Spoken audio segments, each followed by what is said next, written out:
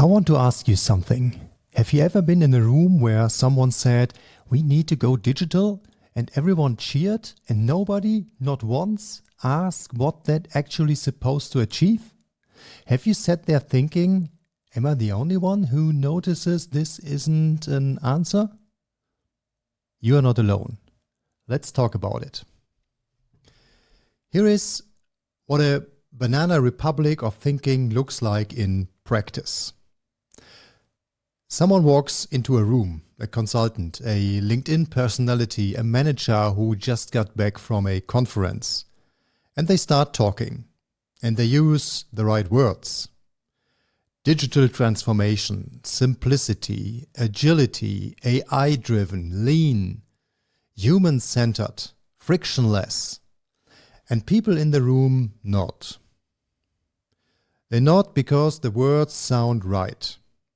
They sound like progress. They sound like someone who has done the work, who understands what the future looks like, who is ahead of the curve. But nobody stops to ask the obvious question. What are we actually trying to achieve here? Because if you ask that question, if you genuinely press that person at the front of the room to tell you what success looks like, in concrete terms, by a specific date, measured by something observable, the nodding would stop, and the silence that follows would tell you everything. This is the core of what I'm calling the banana republic of business thinking. The performance of intelligence without the substance of it. The vocabulary of progress without the logic of it. It looks modern. It sounds advanced. But the underlying decision-making is as lazy and circular as it has ever been. I want to talk about two words specifically, because they are the ones I hear most often used as substitutes for actual thinking. The first word is digital. Someone says, "We need to go digital," and the room erupts. Of course, digital, obviously. Who could argue with digital? It sounds like the future. It sounds like they've been paying attention. But digital what? Digital how? Digital in service of which outcome? Nobody asks. Because asking would interrupt the feeling. And that feeling, that sense that something modern is happening, is apparently worth more than a clear answer. Ain't I right? I have watched companies pour enormous amounts of money and time into going digital, with no defined destination. They digitized their broken processes. They put their chaos in the cloud. They automated workflows that should have been eliminated. And when it didn't work, when the outcome were exactly as muddled as they were before, nobody called it what it was. They just picked a new buzzword and started the cycle over. The second word is simple. Simple has become the laziest idea in business. Everyone wants simple. Simple processes, simple products, simple communication. And I understand the instinct. Complexity, for its own sake, is a real problem. But simplicity as a goal without defining what you are simplifying toward is just an excuse to not do the thinking. When someone tells me they want a simple solution, my first question is always, simple relative to what? Simple for whom? Simple at which point in the process? Because the things that feel simple on the surface are often brutally complex underneath. And the things that look complex can be the most elegant paths to the result you actually want. Simple and digital are no strategies. They are not answers. They are aesthetic preferences dressed up as direction. And as long as people keep accepting them as direction, we are going to keep getting outcomes that nobody planned for, nobody wanted, and nobody can explain. Now, I want to be precise about what kind of laziness I'm talking about, because laziness gets misunderstood. I'm not talking about people who don't work hard. Many of the people who fall into this trap work incredibly hard. They are busy, they are diligent, they fill their days with activity. What they are not doing is the one kind of thinking that actually matters. Thinking about what they want to happen and whether the path they are on has any chance of taking them there. That is intellectual laziness, and it is far more expensive than physical laziness because it costs you the results you could have had.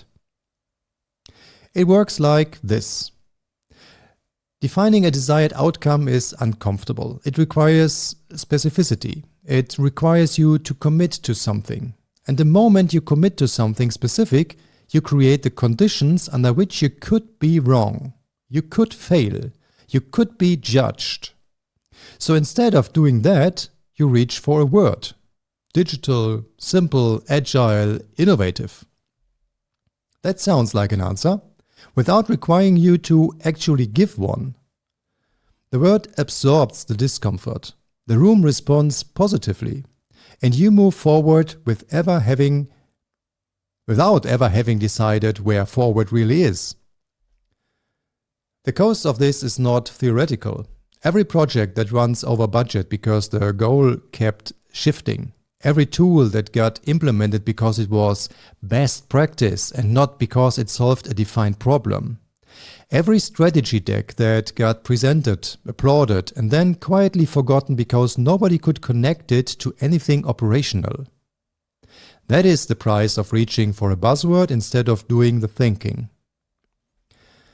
I work with a principle that is deceptively simple, and I use that word deliberately because it genuinely is simple to state, but it requires real discipline to execute. The principle is this: start with a desired result. Before you choose a method, before you pick a tool, before you decide on a consultant or a framework or a technology, before any of that, what does success look like? What is the specific outcome that would tell you unambiguously that this worked? If you can answer that question clearly, everything that follows becomes a search problem. You're looking for the path, or a path that has a reasonable chance of taking you there. Maybe there are several. Maybe the obvious one is not the best one. But you're operating in the domain of logic now. You can evaluate options. You can reject approaches that won't work. You can recognize when something is taking you off course. If you cannot answer that question, if the best you can do is gesture at a word like digital or simple, then you are not ready to make decisions yet. And the worst thing you can do is pretend otherwise. This is what I keep telling people. Not as a complicated methodology, not as a framework with 17 steps and a certification attached to it. Just, what do you want to happen? Can you say it clearly? Good. Now let's find the way. I want to be honest about something, because this episode is partly me working through my own frustration. I know I'm not going to change the people who have built their careers on sounding smart. I know I am not going to walk into a room and convince someone who has been nodding at buzzwords for 20 years to suddenly start asking hard questions. That is not realistic, and frankly, it is not my job. But there are a specific group of people I am talking to right now, and if you are still listening, there's a reasonable chance you are one of them. You are someone who has sat in those rooms. You have watched the nodding happen. You have felt the discomfort of being the person who wants to ask what success actually looks like and sensing that the question would not be welcome. You have watched decisions get made on the basis of what sounds right rather than what is right. And it has cost you time, money, momentum, trust in the people who were supposed to know what they were doing. You are not crazy. Your frustration is not a personality problem. You have been watching a banana republic operate, being told that the dysfunction is sophistication. The way out of the banana republic is not a revolution. It is a question. Ask it every time. What are we trying to achieve? What does success look like? And how will we know if this is working? Ask it in the meeting. Ask it to the consultant. Ask it of the agency. Ask it of yourself before you reach for the comfortable word instead of the true answer. The people who can't answer it will reveal themselves quickly, and the people who can are the ones worth working with. That is what I wanted to say today. Banana republics, the political kind and the business kind, survive because people mistake the performance of progress for the real thing. They hear the right words and they feel like something is happening, and that feeling is enough to keep the system going, even as the outcomes quietly fail.